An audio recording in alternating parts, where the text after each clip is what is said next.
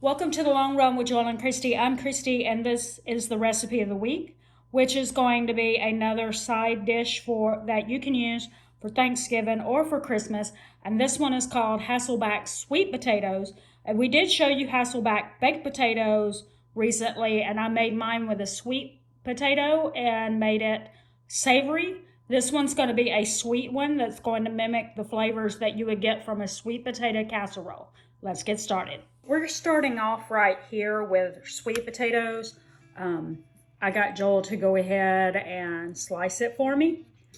What I'm doing with this recipe is I really like sweet potato casserole at Thanksgiving. The kind, for me, is the kind with the pecan topping. But it doesn't matter.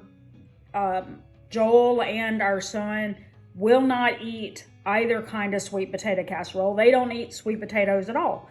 So what I find is I kind of feel like I'm wasting food if I make a whole sweet potato casserole for myself. So what I thought was I could do a sweetened version of the Hasselback sweet potatoes and just have a few of them instead of a whole bunch.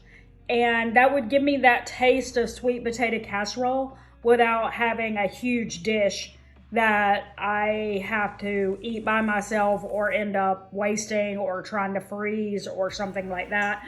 So instead, this recipe called for 6 sweet potatoes. I'm only making 2.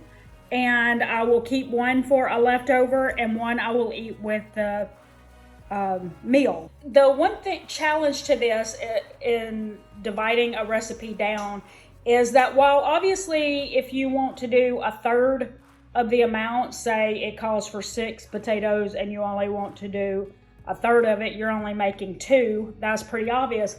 But and it would be the same with it calls for 6 tablespoons of butter. Obviously I only need 2 tablespoons of butter. But what happens when you start doing things like 2 tablespoons of butter, but you only need a third of it? Or if you have a half a cup of brown sugar or coconut sugar, but you only need a third of that. So I'm going to link an article down in the description if you want to check it out, but it's from Taste of Home where they convert measurements for you. So it converts cup sizes, tablespoons, and teaspoons into either half portions or third portions. So like I mentioned, the half a cup that I need of coconut sugar, I'm not using brown sugar, I'm using coconut sugar. Instead of using the half a cup, a third of that would be 2 tablespoons plus 2 teaspoons. So that makes it really easy for you, and you don't have to sit there and try to figure out how many tablespoons are in a cup and blah, blah, blah.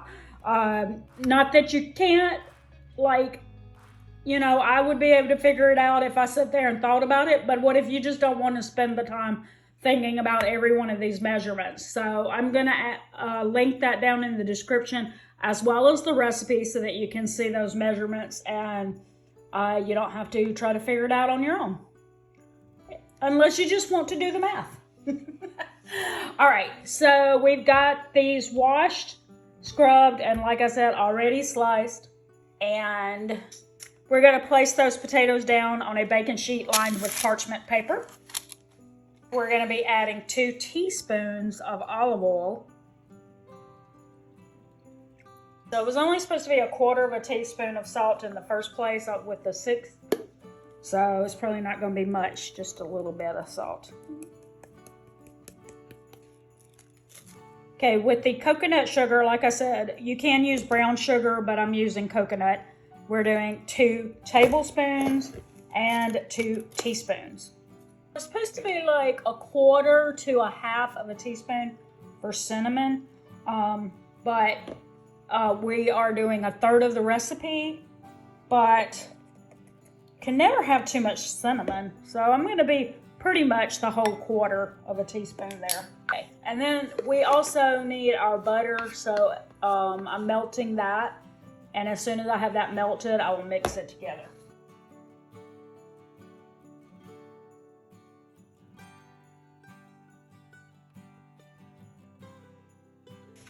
Okay, so this is the mixture.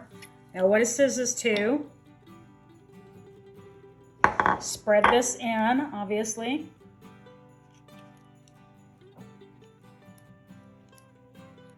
And it says to do your best to get, like, move the slices so that it gets down in there.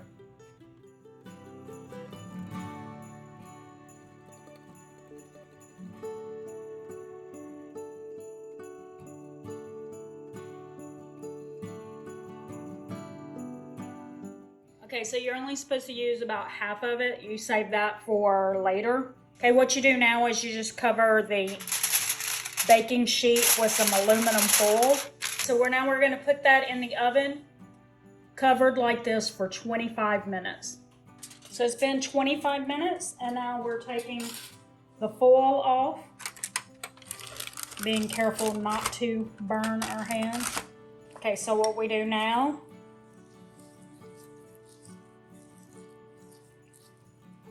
is we take the rest, the other half,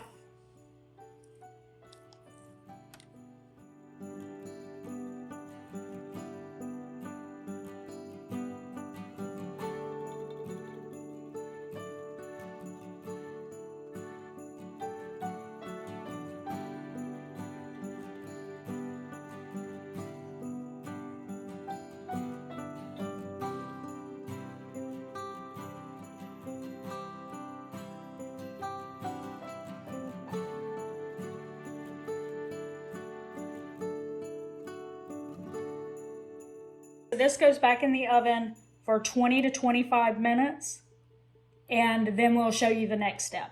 I just got it out of the oven. They went for 25 minutes. Well, this one I took off the tray at 20 minutes because it was getting cooked through. This one wasn't quite ready, so I put it back in for another 5 minutes. A lot of the brown sugar cinnamon like fell off of the tray and like burnt onto the tray. You can see some of the black. I pulled off some already. So I don't know, maybe I didn't move the layers around enough, but you know, it was kind of hot, so it was kind of hard to do that. So our step here is to put some pecans in it, you know, sprinkle pecans in there. So we're putting it back in the oven. We're decreasing the temperature to 375 degrees. And I think we put it back in there for 10 minutes. I wasn't thinking, but it'll be all right because I probably won't have this left over for very long. But it does say to not put the toppings on it. If you aren't eating it like immediately, that you should put it in the refrigerator and then you take it out and you start from that point where you have the toppings.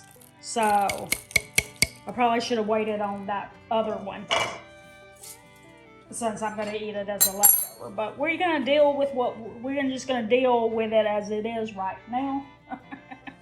So it's going back in the oven for 5 to 10 minutes on 375 degrees. Okay, so we just pulled it out of the oven, and it says you can sprinkle a little more cinnamon and coconut sugar on the potatoes if you like. And since I had a lot of my that mixture fall off into the pan and burn, I thought, yeah, we're gonna sprinkle a little cinnamon and coconut sugar on there, just to make sure we have that flavor nicely in there.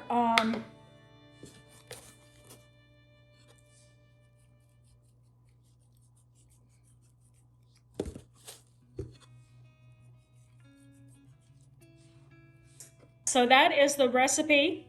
Like I mentioned earlier, this is something that you could use if not everyone in your house likes sweet potato casserole, or maybe if you're a smaller family and you just know that big, large sweet potato casserole is going to go to waste, that you don't want to spend like the money for like 6 to 10 sweet potatoes to make a big bunch of it, because you don't have that many people eating. This would be another good option, because as you can see, I just divided the recipe down and I made it just with 2, so that would be great for 2 people or maybe even 3.